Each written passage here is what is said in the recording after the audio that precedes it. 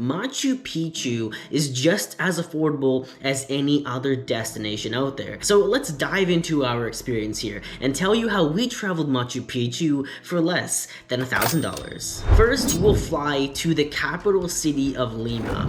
Lima is a beautiful city in Peru. With Lima being your hub, you can go to so many of the places around Peru and connect very easily. But before you go and travel to these other places, you should really spend a few days in Lima to explore the history and the culture the city has to offer. We would recommend to visit Lima for up to 5 days, as there are many things to do in this city. Coming here to Lima, Peru, there's a few different areas that you can stay that are well-known areas for people who come to visit, and one of them here is the Barranco, the area we're in right now, and where we're currently staying, and the other one is Miraflores, and these are two beautiful areas. This one has a lot of history here, and we're gonna show you around what this area looks like. Taking an Uber anywhere is only gonna cost you $2 to $3. Going to a nice restaurant for 2 people will only be around $20. And if you wanna try something more affordable like street food, it's gonna be even less than that. Now, in order to get from Lima to Machu Picchu,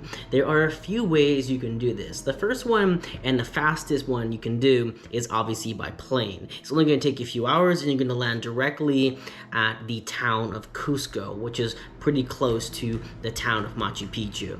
The second option you have is you can do a private tour.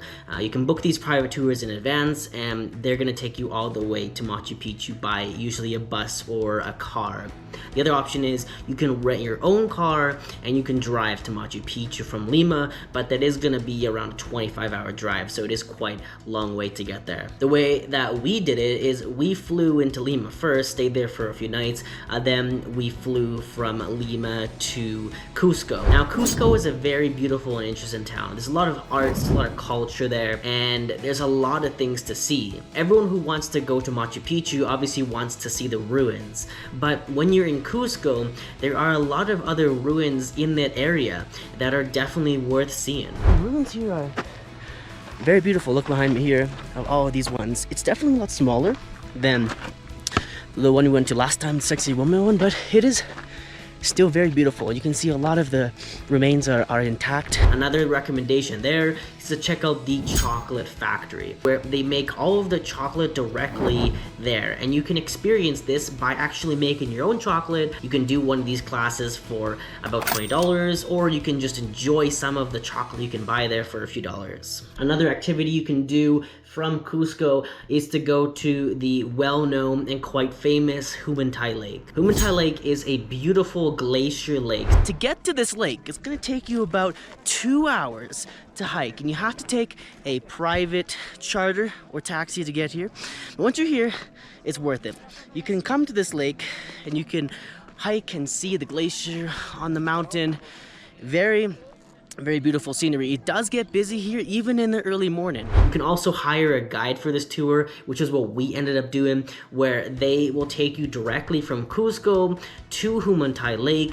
Then from there, they're gonna give you lunch as well as oxygen if you need it as well, and give you transportation back as well. Usually I'm not a fan of tours myself, but this tour was very organized, and if you were to do it by yourself, the roads are very risky, as it's like literally on the side of a cliff. Now, getting back to the main point of the video, which is Machu Picchu, there are a few ways to get there from Cusco. The first, what you can do is you can either take a train directly from Cusco, or you can take a bus to another station and then take a train from there. Both of them are going to be around the same amount of money. It just depends on what kind of experience you want. And there are 2 rail companies that you can choose to take a train to Machu Picchu from Cusco. These company names are Inca Rail and Peru Rail. Peru Rail is one of the oldest trains you can take in Peru, in the original one, and Inca Rail is a newer train where it's a newer company that started a few years ago.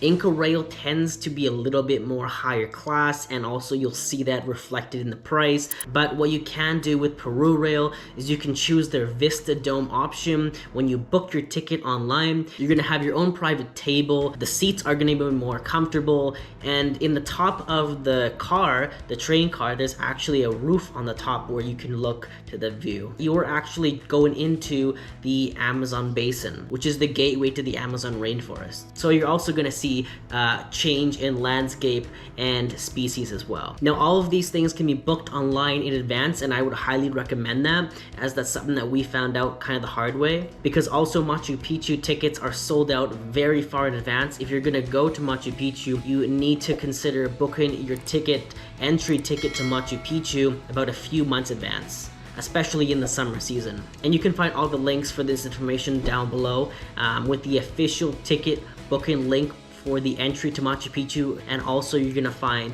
the links to 2 of the train operators that you can choose as well. Now, once you get to Machu Picchu, the town of Machu Picchu, it's actually quite a beautiful, quaint town. There's lots of restaurants to choose from, there's lots of stores to walk around, there's a market, there's also a local hot springs that we didn't go to, but apparently is quite a nice experience. We ended up staying in a hostel in the town, and it's not like a typical hostel. We actually had our private room, so it's more of like a guest villa. Has a nice little bed, not too bad, a little bathroom over here, and the location's 5 minutes walk from the train station. Now, once you head on your adventure from the town of Machu Picchu to the actual physical top place of Machu Picchu, the ruins, there are a few ways to do that as well. The first way is you can actually hike directly up from the town of Machu Picchu to the top. It's gonna take you around 2 to 3 hours for one way. But if you don't wanna hike, you can do what we did, and we actually just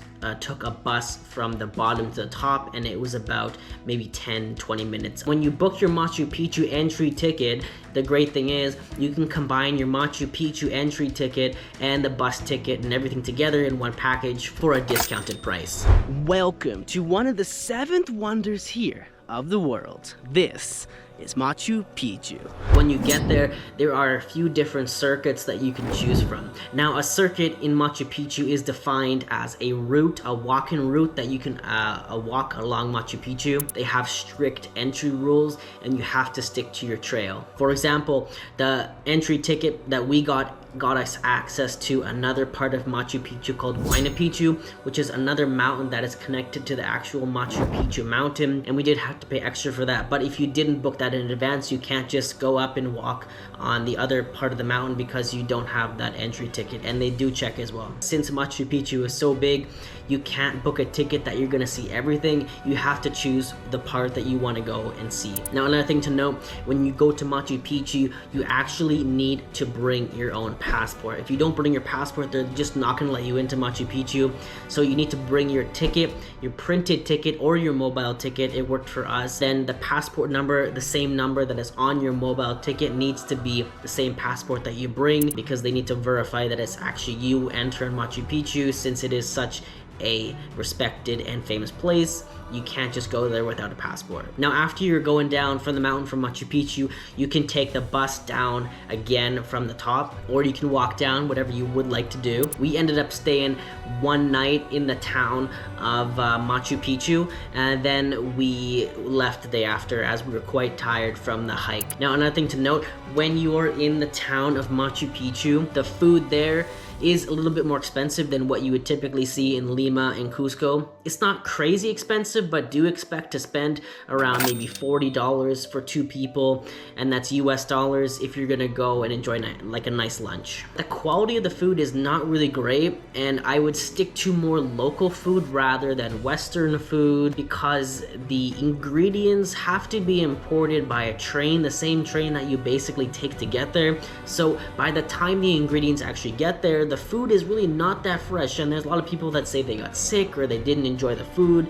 We didn't have a bad experience, but you can definitely tell the quality in the food, so don't expect it to be great unless you go to one of the top restaurants there. Also, when you are in Machu Picchu town, the weather does change quite a lot. It's like a subtropical weather climate, so you're gonna not need as many warm clothes as you would if you're going to, for example, Lima or Cusco. Overall, visiting Machu Picchu is definitely an experience that you should consider adding to your list. Just make sure that you book things in advance, as a lot of these activities and tours and entry tickets can sell out quite fast.